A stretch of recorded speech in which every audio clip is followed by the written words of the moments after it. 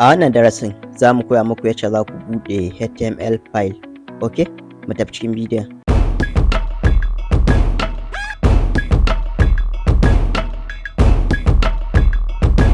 So abin da ya kamata ka fara yi, ka fara haɗa folder.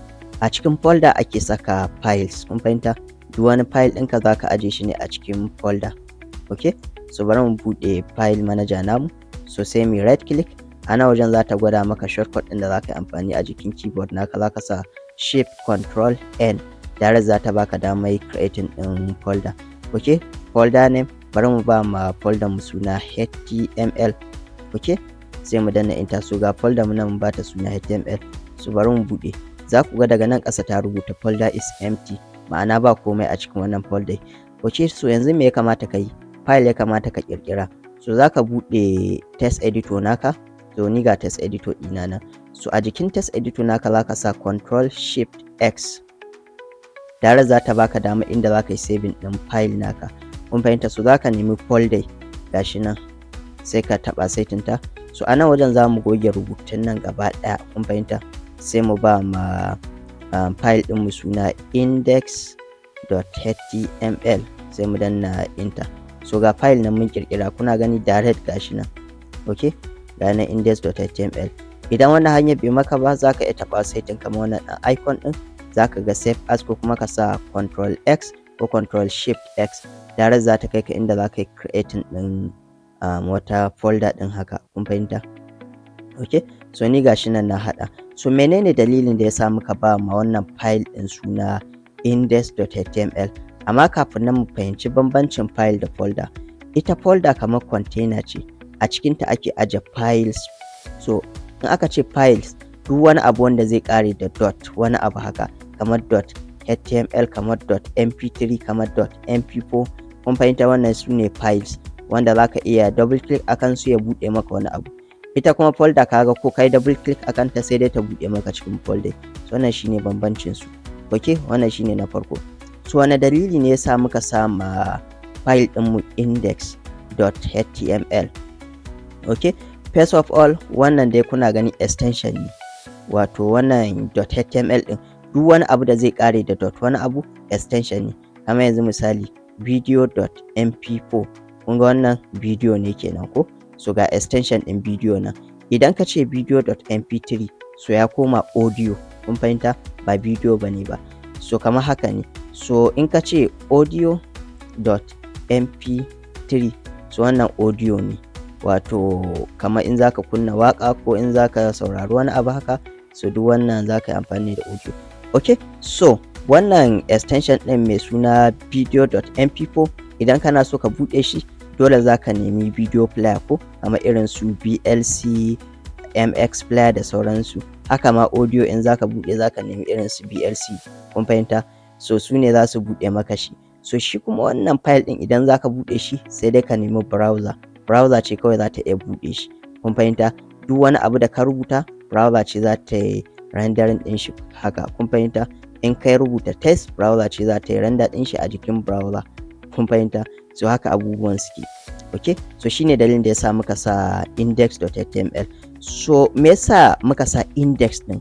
Index, duk website ɗin da zaka shiga, browser ka wannan file ɗin za ta fara nema, index.html. Kun fahimta? Okay, so idan kuma kana so ka ƙara creating ɗin wani kamar file ɗin, kamar file mai suna contact us haka, za ku ga akwai kamfanonuwa da yawa wanda suna ajiye contact us. So bari mu taho nan mu taɓa setting main menu. Okay, so anan za mu taɓa setting save as. Okay, so bari mu goge komai. Okay, so bari mu bashi suna kamar contact, sai mu sa dash us.html. Okay, so kun ga na sa hyphen a nan a wajen file ɗin. So bari mu gwada muku file ɗin. Kun ga file ɗin da muka ƙirƙira nan, contact dash us.html. Gashi nan kuna gani? So me yasa na sa wannan? Me yasa ban goge ta ba, kawai na yi haka, ko na sa underscore ko kuma dot haka? So dalilin da yasa na sa hyphen na ɗan bambanta su haka, saboda na farko dai SEO, wato search engine optimization. Na biyu kuma sauƙin karantawa. Idan kai haka, in mutum ya zo haka ba lallai bane ya karanta cikin sauƙi. Kana kuma search engine ba lallai bane su rinƙa ranking ɗin wannan page ɗin. Kun fahimta? A jikin search engine kamar irin su Google haka, in misali mutum ya yi searching ɗin website ɗinka ba lallai bane ya ga wannan page ɗin. So shi yasa ake sa hyphen. So in dai HTML ne akwai kalmomi guda biyu, kamar misali za ka iya cewa privacy policy haka. Privacy policy. So ba za ka ce privacy policy.html kai tsaye ba. Me ya kamata ka yi a nan? Za ka taho setting inda privacy ɗin ya ƙare, tunda kalma ce ƙwara ɗaya, gashi nan sai ka sa hyphen ko ka kira ta da dash, ka bambanta su. Kun fahimta? So abu na biyu kuma wanda ba za ka yi ba shine kamar yacce ka ga nan na yi haka. Nan na sa contact sai kuma na sa dash sai na sa .html. Bai kamata ka yi haka ba. Idan contact ɗin kawai za ka sa kamar contact, so za ka bar shi haka. Kun fahimta? Za ka bar shi a iya contact ɗin. Ba za ka ce wani dot guda biyu ba. In ka sa haka ba lallai bane yayi. Ko ka ce wai underscore ko ka sa wasu shirme, so duk ba za ka yi haka ba. Kawai za ka bar shi ne in contact ɗin kalma ɗaya ce za ka bar ta. Idan kuma kalma biyu ce kamar akwai us, za ka sa dash sai kai haka. Kun fahimta? Haka ya fi. Okay? So shine dalilin da yasa na sa index.html haka. Na farko dai browser wannan file ɗin za ta fara nema duk wani website da ka buɗe. Kun fahimta? Okay, so hanya na biyu kuma hanyar VS Code ne. Okay, so mecece VS Code? Na yi maku bayani akan VS Code, na gaya muku VS Code IDE ce. Kun fahimta?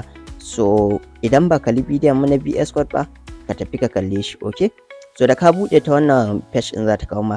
So bari mu kulle home screen ɗin nan. Okay, so a nan wajen za ka setting file gashi nan, sai ka taɓa setting file ɗin, sai ka yi ƙasa za ka ga open folder gashi nan. Okay, sai ka buɗe folder da ka ƙirƙira.